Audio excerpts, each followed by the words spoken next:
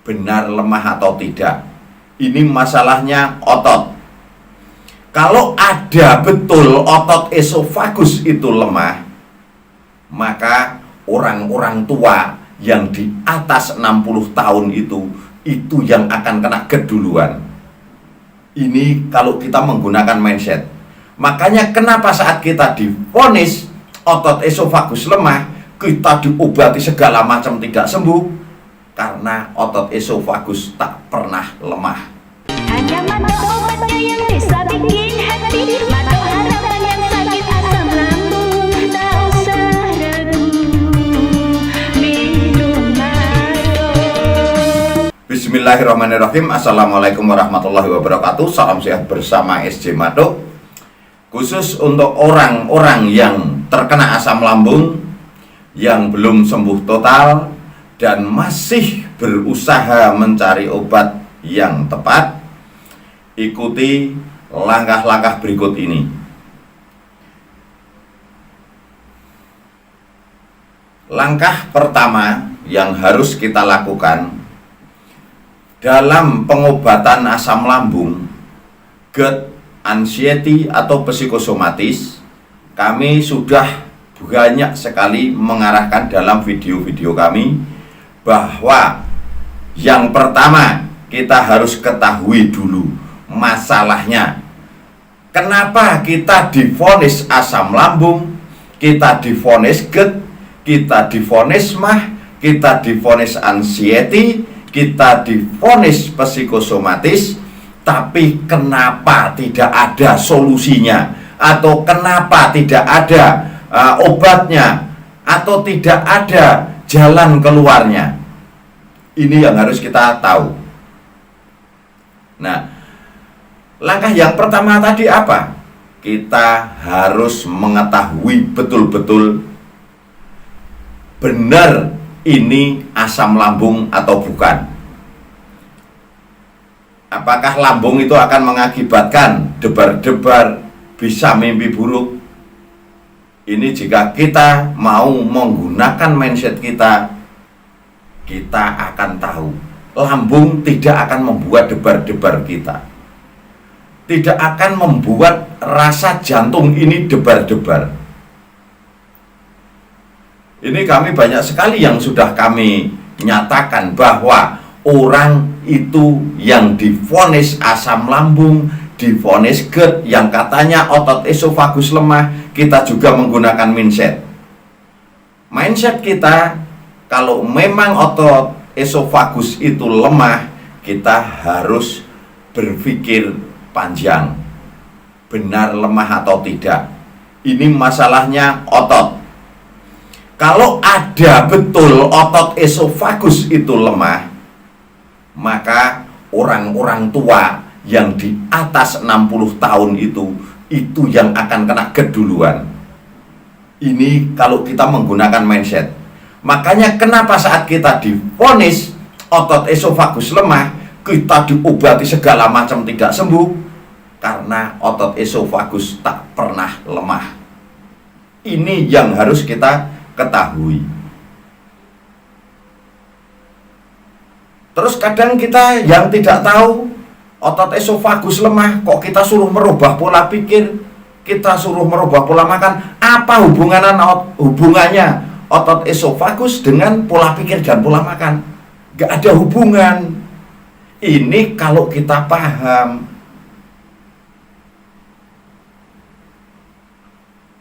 Nah, terus asam lambung. Asam lambung ini produksi gas. Karena produksi gas terlalu besar, akhirnya numpuk di lambung dan usus. Karena itu rongga-rongga organ-organ berongga. Nah, di situ penumpukan usus dinyatakan asam lambung. Gasnya lambung terlalu banyak, itu bukan gas lambung terlalu banyak. Karena banyak kotoran yang menempel di dinding-dinding usus dan lambung itu akan menyebabkan gas. Dan gas itu numpuknya ya di lambung dan usus itu, karena itu tempat organ berongga. Kenapa numpuk di usus dan lambung? Supaya keluar lewat sendawa dan buang angin. Kalau tidak keluar dan sulit keluar, maka terjadilah kembung, terjadilah begah, terjadilah perut penuh dan mengakibatkan panas dan nyeri, karena kulit lambung dan usus itu jadi kencang saat terisi gas. Ini yang harus kita tahu. Terus langkah berikutnya apa? Langkah keduanya, kita itu pelajari betul-betul masalah lambung. Selama ini kita memiliki ilmu yang diajarkan ini ternyata salah. Manusia atau makhluk hidup yang memiliki telinga, lambung itu tidak mencerna. Selama ini karena kita taunya lambung itu mencerna, makanya kita banyak salah diagnosa. Karena ilmu dari awal salah, akhirnya diagnosa salah, dan obat pun salah. Makanya Anda yang divonis GERD, asam lambung, atau MAH gak bisa pada sembuh karena salah diagnosa. Orang yang divonis MAH, divonis GERD, divonis dispepsia, divonis asam lambung, ini banyakan. Ini di organ lain Anda yang bermasalah. Tapi saat gasnya kembali lagi ke lambung, numpuk di lambung dan numpuk di usus, yang diperiksa lambung dan usus, karena Anda yang dirasakan perutnya sakit. Ini yang harus kita ketahui. Nah, langkah berikutnya, yang ketiga, kalau penyakit itu, kalau kita menggunakan mindset, kalau namanya penyakit, kok kita hanya merubah pola pikir, kita bisa bikin happy, cukup buat olahraga. Lah ngapain ada pabrik obat? Ngapain ada rumah sakit? Ini yang harus kita kelola mindset kita itu, supaya kita bisa berpikir positif. Berpikir positif ya di sini. Bukan bikin happy terus. Emang bikin happy itu pikiran positif. Kita happy terus, kita nggak kerja, dan kita nggak makan nyari obat, sakit terus-terusan. Berusaha bikin happy sulit, karena sakitnya aja nggak bisa diajak happy. Sakitnya kita kan nggak bisa diajak happy, kecuali cuman kembung, cuman pusing saja. Loh, ini sensasi kalau yang sudah debar-debar, sulit tidur, terus sudah lemes, mau apa-apa nggak ada gairah, mau bikin happy seperti apa? Belum keringat dingin bercucuran, yang ada takut, timbul anxiety, timbul psikosomatis. Karena anxiety dan psikosomatis juga itu tidak ada sebenarnya. Ada anxiety, ada psikosomatis karena Anda merasakan sakit. Kalau Anda tidak merasakan apa-apa, Anda tidak punya masalah apa-apa, Anda itu tidak akan anxiety dan tidak akan psikosomatis. Semua ini psikosomatis atau anxiety ada penyebabnya. Coba Anda nggak merasakan sakit di badan, tidak akan atau tidak muncul sesuatu yang terasa di tubuh kita, terus kita tidak pernah berbuat salah, nggak mungkin anxiety datang dan tidak mungkin psikosomatis datang. Selama ini kita itu hanya menerima ilmu yang mentah-mentah saja, tidak mau berpikir dengan mindset sendiri. Makanya banyak orang nyari pengalaman daripada nyari obat sekarang.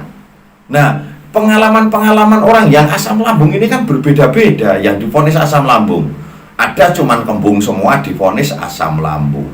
Ada yang sudah debar-debar, mimpi buruk, ketakutan, telinga denging, divonis asam lambung. Terus ada orang yang cuman nyeri di perutnya atau perih di perutnya, dan itu kadang-kadang divonis asam lambung. Orang nyesek divonis asam lambung. Asam lambung yang sebenarnya yang kayak apa kalau semua divonis asam lambung? Contoh, Anda sakit belekan, Anda matanya nggak merah, cuman bintik di sini, dinyatakan umpama sakit mata merah. Terus Anda yang sampai keluar beleknya itu juga disebut belekan atau mata merah. Terus yang matanya benar merah tapi tidak keluar belek juga disebut mata merah. Apa seperti itu? Kan tidak. Ada yang disebut kalau matanya terlalu merah, kadang dinyatakan pembuluh darahnya pecah. Terus kalau timbul matanya merah tapi belekannya keluar, belek-beleknya itu semua mudah keluar, nah itu yang disebut mata merah atau sakit mata belek itu tadi. Nah, asam lambung sama, cuman kembung divonis asam lambung, yang sampai debar-debar, mimpi buruk, telinga mendenging, kaki dingin, mudah kesemutan divonis asam lambung, yang nyesek, mual, terus hidung mampet, pandangan buram, keliengan divonis asam lambung. Yang asam lambung yang sebenarnya mana? Kita nggak pernah mau berpikir sendiri. Nah, kita itu harusnya mau memfikirkan sendiri. Ini logika enggak kok semua divonis asam lambung, asam lambung. Nah, kenapa banyak orang yang berobat di tempat kami banyak yang sembuh? Kita punya ilmu sendiri dan kita punya riset sendiri. Tidak asal memberikan asal-asalan seperti itu. Bahkan buku-buku juga banyak yang kami berikan secara gratis waktu itu. Nah, langkah berikutnya, saat Anda mendapat arahan suruh merubah pola pikir, Anda itu harus tahu merubah pola pikir itu bagaimana. Emang merubah pola pikir semudah itu?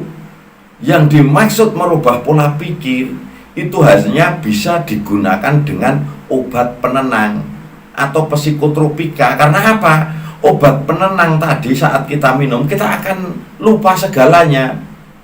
Itu jenisnya psikotropika.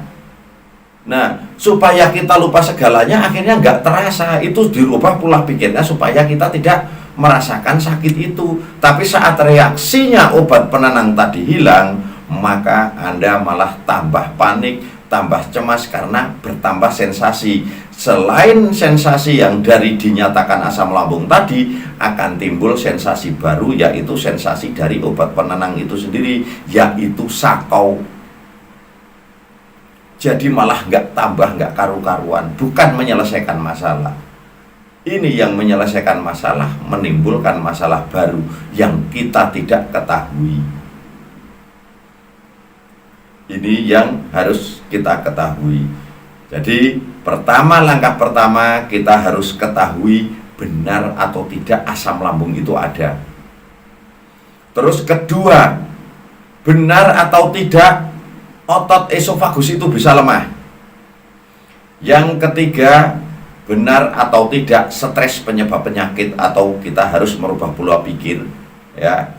Nah, terus yang keempat, apakah cukup dengan happy kita bisa sembuh total, atau dengan senang hati, atau dengan olahraga? Coba kalau Anda sakit seperti yang di video kami yang ada judulnya, kalau Anda sedang seperti itu olahraga, jika kuat setengah jam saja kami berani bayar 50 juta. Kami tunggu itu kalau sakit saat seperti itu, kuat olahraga. Yang ada Anda tidak perlu uang. Yang pengen sembuh, yang diperlukan Anda cukup satu sembuh. Nah, ini kalau Anda mencari solusi. Terus langkah terakhir itu, kita kalau sakit sudah parah, jangan menunda waktu, ya. Tidak berobat, nyari solusi yang tanpa obat. Itu rubah mindset Anda, ya. Bagaimanapun caranya, itu Anda harus berusaha. Karena saat kita dikasih penyakit ini, kita itu hanya diwajibkan berusaha untuk bisa membentuk diri kita itu lebih sehat, lebih kuat. Saat kita bisa berusaha dan bisa mendapatkan obat yang tepat, kita bisa sehat, bisa kuat, otomatis mental kita akan menjadi mental yang kuat dan menjadi orang-orang yang berguna bagi masyarakat yang lain. Nah, cukup sampai di sini dulu ya, saudaraku semua. Langkah-langkah menuju kesembuhan secara total itu harus Anda ketahui masalahnya dulu. Semoga yang masih menderita sakit asam lambung, GERD, anxiety, psikosomatis, dispepsia, mah kronis, dan jantung, semoga lekas diberikan kesembuhan secara total dan tidak tersisa sedikit pun penyakit. Wassalamualaikum warahmatullahi wabarakatuh. Salam sehat bersama SJ.